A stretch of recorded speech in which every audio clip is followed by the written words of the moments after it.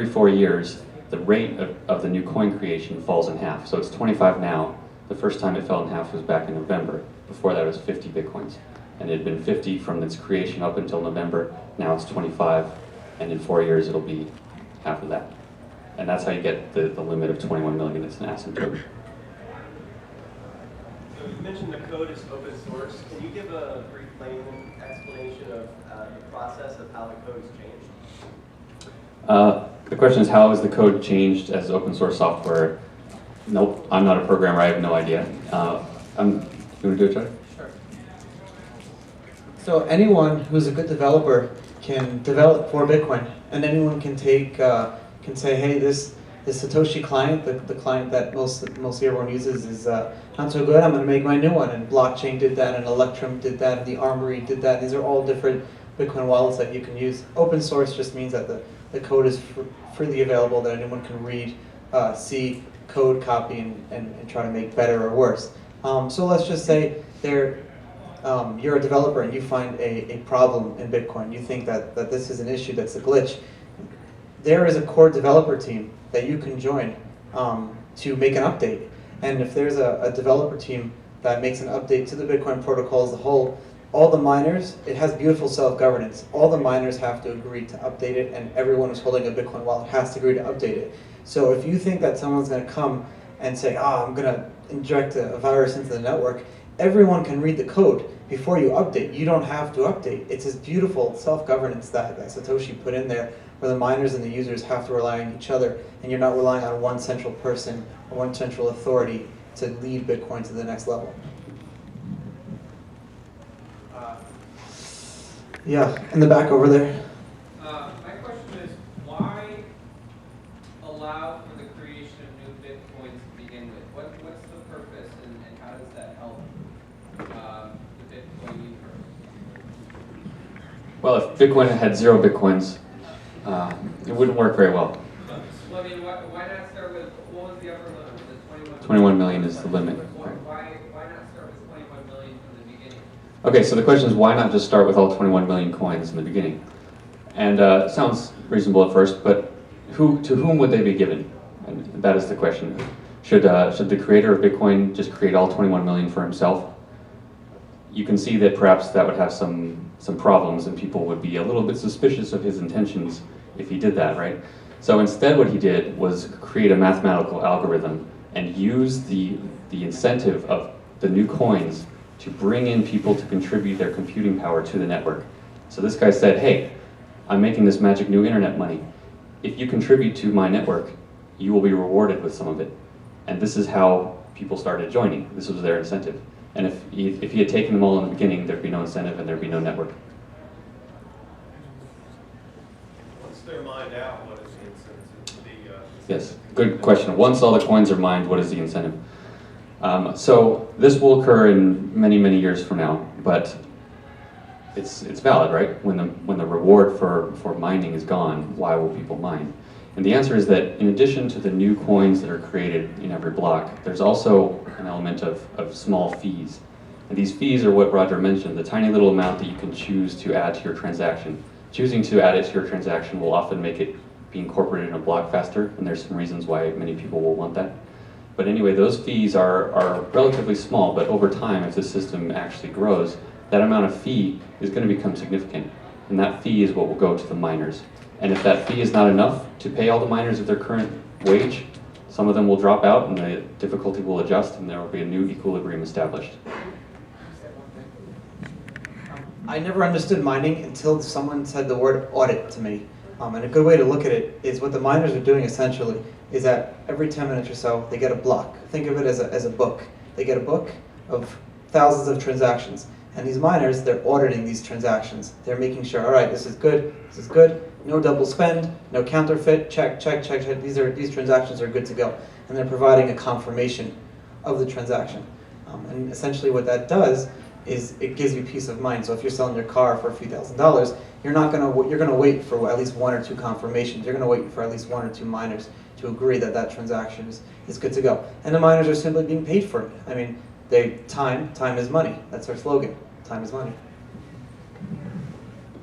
Can you explain more about the difference between your accounts till 2 a.m. setting a bunch of stuff up last night. I'm like, okay, I get this number for this account, and I have a wallet, and it's a different number, but I have a code that someone sends that to me, but I have to set it somewhere else to put it in my account so I can use it. So there's a little confusion about you have all these hashtags and barcodes and stuff. So the question is, what is the difference between a Bitcoin address and a Bitcoin account and a wallet? You can create a Bitcoin wallet in numerous different ways. Let's start with just saying you create one.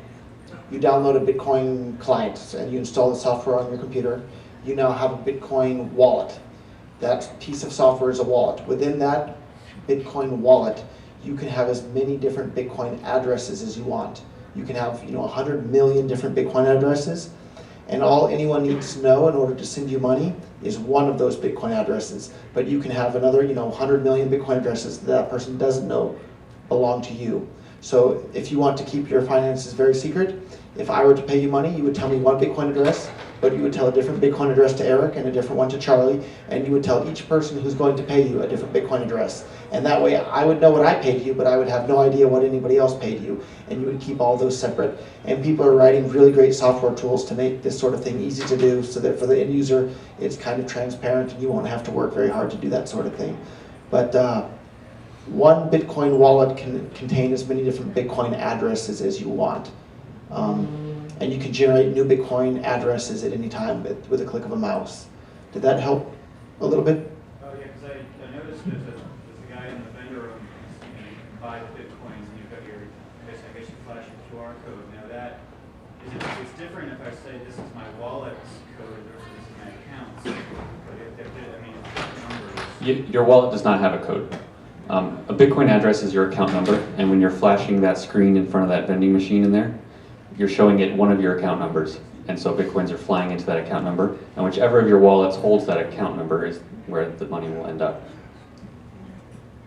Also, wallets can come in many forms. So the default one is that you just download the client software on your computer. That's how things were done kind of in the past. But you can also get wallets on your phone. You can have cloud-hosted wallets, but of course then you're trusting the cloud hosting provider. So there's lots of ways to have a wallet and lots of different risk profiles that you can choose to get engaged in. Maybe he's talking about public and private key as well. There's two different things. Maybe you can explain what those are. Yeah, so the question is, what's the difference between public and private keys? So this gets into cryptography, and it's a very fascinating world that I'm only starting to learn about. But Bitcoin is based on public key cryptography.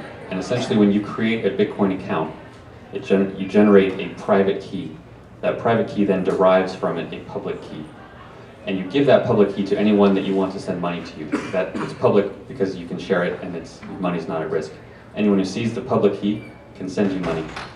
The only way that you can spend money sent to that public key is using your private key, and that's why you have to keep it private. So when a theft of Bitcoin happens, it's because someone got a hold of someone else's private key. Either they left it on a server that was vulnerable, or they wrote it down on paper that got stolen, or something like that.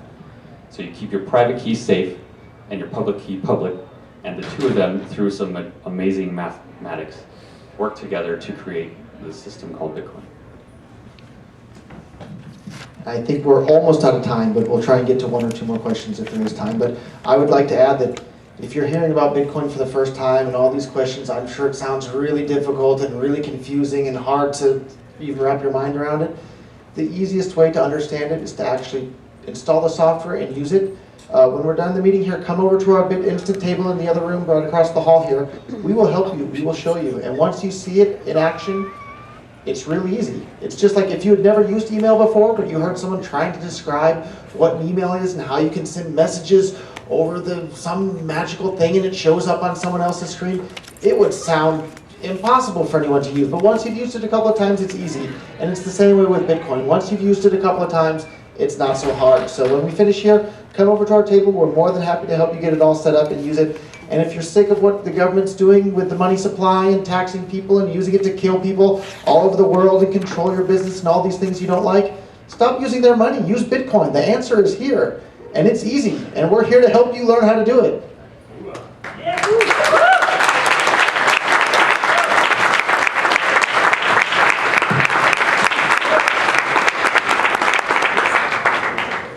now we can speak a little louder.